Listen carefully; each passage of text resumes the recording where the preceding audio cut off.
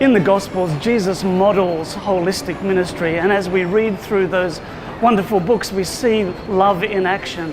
And Mrs. White summarizes Christ's method of ministry in 5 steps. She talks about how the Saviour mingled with people as one who desired their good. He also showed sympathy to them, and he ministered to their needs. He won confidence, and then he bid them to follow him. And each one of those steps is vitally important. If we skip one, then we sabotage the holistic method. We undercut it, we undermine it.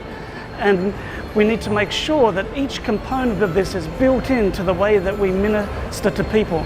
Now, it's not so easy that it's necessarily step 1, step 2, step 3. Sometimes they get mingled up together. But each component makes sure that disciples are prepared in a holistic way. And today we are called to follow the method of Jesus. Some people go to one extreme where they just mingle and show sympathy, etc., and they never get around to bidding. Other people are very strong on the bidding, and they forget the other. But we need all together in a beautiful package, Christ's method of ministry, which we are told is the only way that will bring true success.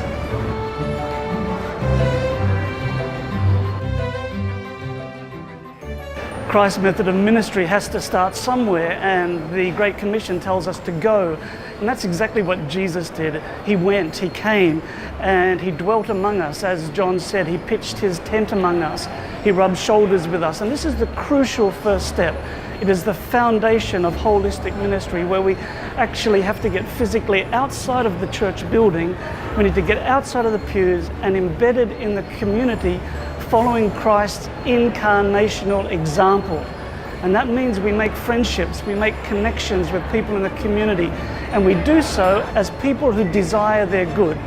We do it because this is the way that Jesus started, this is the way that he modeled, and it's the basis of all holistic ministry. The second step of showing sympathy is so important, because it describes the perspective, the angle by which we act. We don't do it from selfish motives, we don't do it to get baptismal statistics, we do it because we love people. We look at the crowds like Jesus did, and he looked with compassion. And we see so often in Jesus' ministry the way that he would gently deal with people. Sinners who others were treating roughly, who were being despised by the more religious people, Jesus took them in his arms of love, and he spoke to them gently. He treated them with kindness.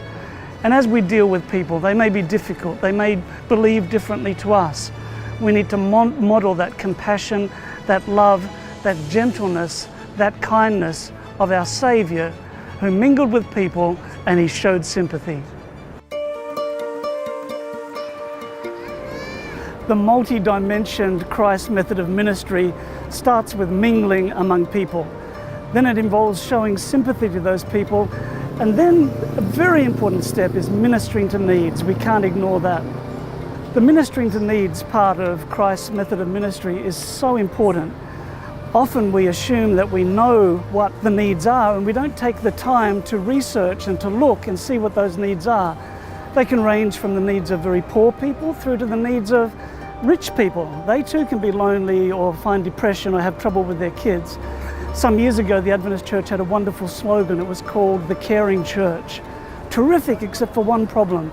It's not a name we give ourselves. It's something that we have to earn. And we do that by caring for people, by ministering to their needs. Pleasure. Take care. An important step of Christ's method of ministry is winning confidence. And it's not an artificial thing. It's something that comes almost organically after we've mingled with people and we've showed sympathy and we've ministered to needs. We've built those connections. We've reached that stage where they trust us. And when people trust us, that's then the platform for us to be able to engage in spiritual dialogue, to be able to talk about something more than just the weather or politics or whatever. And it's at that stage when we win confidence that we actually connect with people more than just at a trivial level. And we see how Jesus did that so often. Because he was one with people, because he loved them so much and showed them compassion, they invited him to their social gatherings, to their parties. Even sinners, knowing he was the Holy Son of God, loved to be near him because he had won their confidence. And that then provides the platform for us to be able to speak to them about important spiritual things.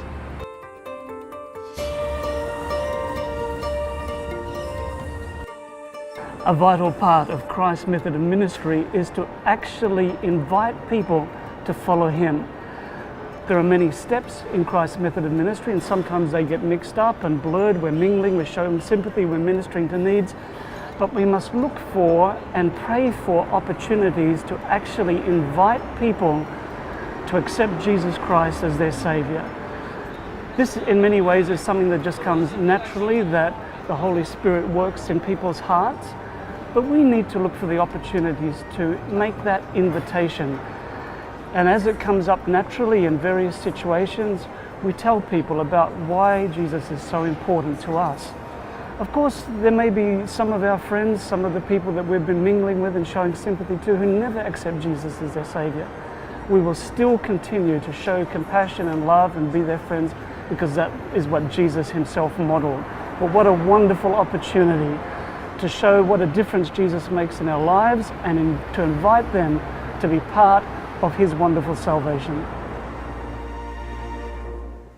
The beauty of Christ's method of ministry is the way that it speaks to all dimensions of our life. It speaks to the importance of belief, but it also touches our physical needs, our emotional needs, and our mental needs, and it comes together in a beautiful, holistic package. And Christ's method is something that works anywhere, among any group of people. It's particularly effective in urban areas, where we see how centres of influence are a platform to put Christ's method of ministry into practice, where we connect with the community and we bid them to follow Jesus. When Jesus was here on earth, he preached, he taught, but he also healed. And today we are invited to follow his method, because we are told that his method and his method alone will bring true success.